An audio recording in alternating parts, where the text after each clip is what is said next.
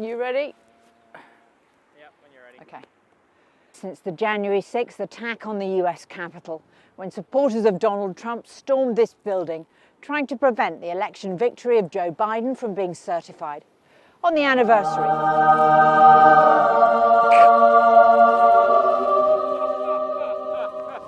Oh my God. Oh God, Sam. Oh.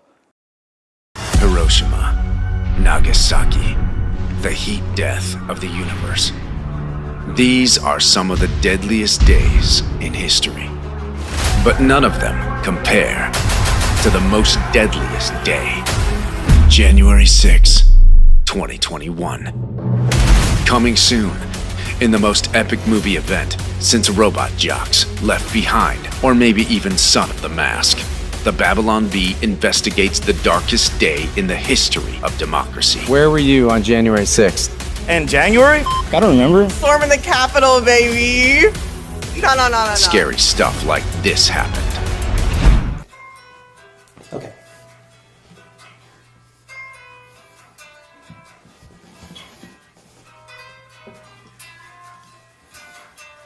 So on a scale of 9 to 10, how terrifying was what you just witnessed? 3? I don't know. We go on location. We bring you 100% true facts. Representative Alexandria Ocasio-Cortez was murdered over 7 times. We ask the tough questions. Is it true that you have a Jewish space laser? This is incredibly boring. Could you explain it to me using Marvel characters? We even go face to face with the scariest criminals you'll ever meet. Are you the dangerous insurrection man? Who's asking? We're in. Into the lair of darkness I go. Darkness because he's a Republican, not because he's, never mind. Shame! Shame! This fall, the only way you can save democracy is by becoming a member of the Babylon Bee. So you can see January 6th, the most deadliest day. Where were you on January 6th? I was in that mob that was going into the Capitol. January 6th, the most deadliest day. Streaming exclusively on BabylonBee.com. It's our constitutional duty to do oversight. Now, in that video, that was your answer to a question to me 2 years ago. When I said how many agents or assets of the government were present on January 5th and January 6th and agitating in the crowd to go into the Capitol and how many went into the Capitol. Can you answer that now? I don't know the answer to that question. Oh, last time, you don't know how many there were or there were none? I don't know the answer to either of those questions. If there were any, I don't know how many. I don't know whether there are any. I think you may have just perjured yourself that you don't know that there were any. You want to say that again, that you don't know that there were any? I have no personal knowledge of this matter. I think what I said the last time. You've had 2 years to find out. And the day, by the way, that was in reference to Ray Epps, and yesterday you indicted him. Isn't that a wonderful coincidence? On a misdemeanor. Meanwhile, you're sending grandmas to prison.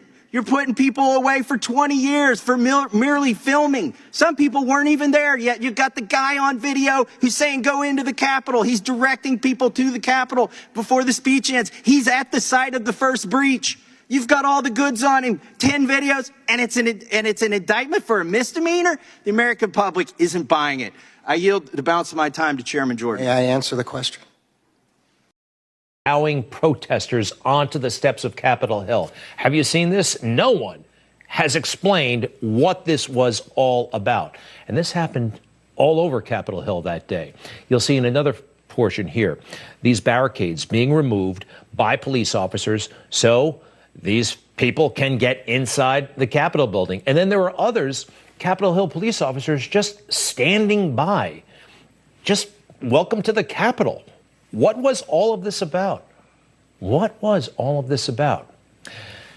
Also, and you've seen this by now, the Horns guy and others like him just allowed into the Senate. The police here are willing to work with us and cooperate peacefully, like our First Amendment allows. Gather more Americans under the condition that they will come and gather peacefully to discuss what needs to be done to save our country. you have a memory of anything near like this?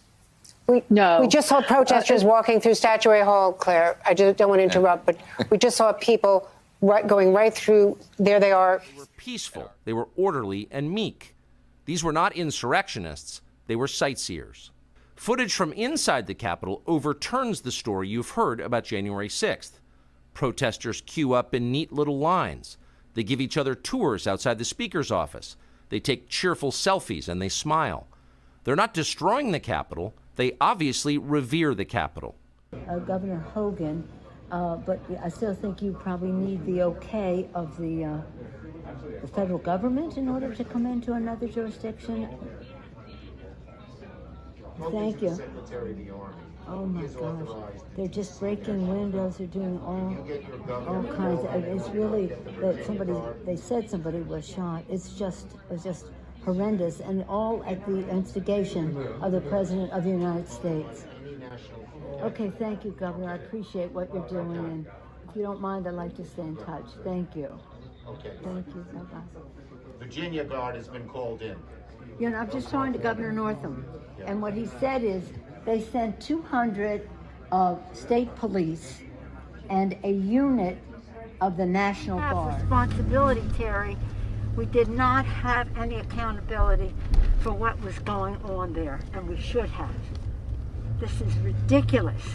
You're going to ask me in the middle of the thing when they've already breached the inaugural stuff that should we call the Capitol Police? I mean, the National Guard? Why weren't the National Guard there to begin with? They thought that they had sufficient resources. That is not a question of how they had. They don't know.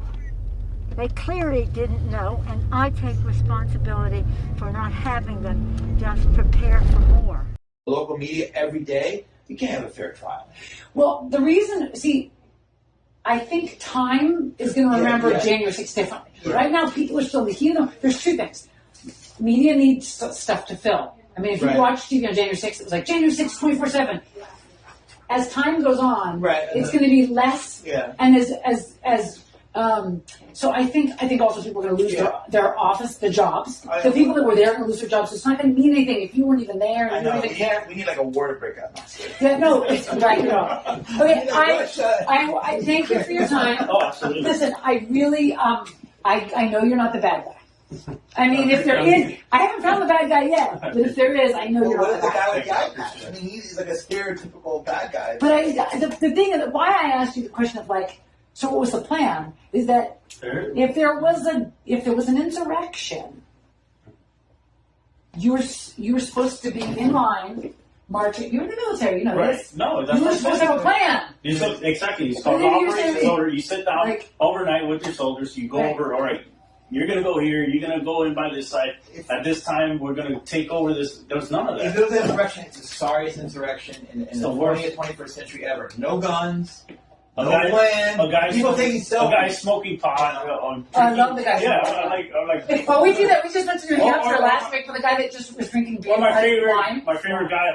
We knew that he had done multiple transcribed interviews with the committee, but there was one that was just commonly referred to as the missing Ornato interview.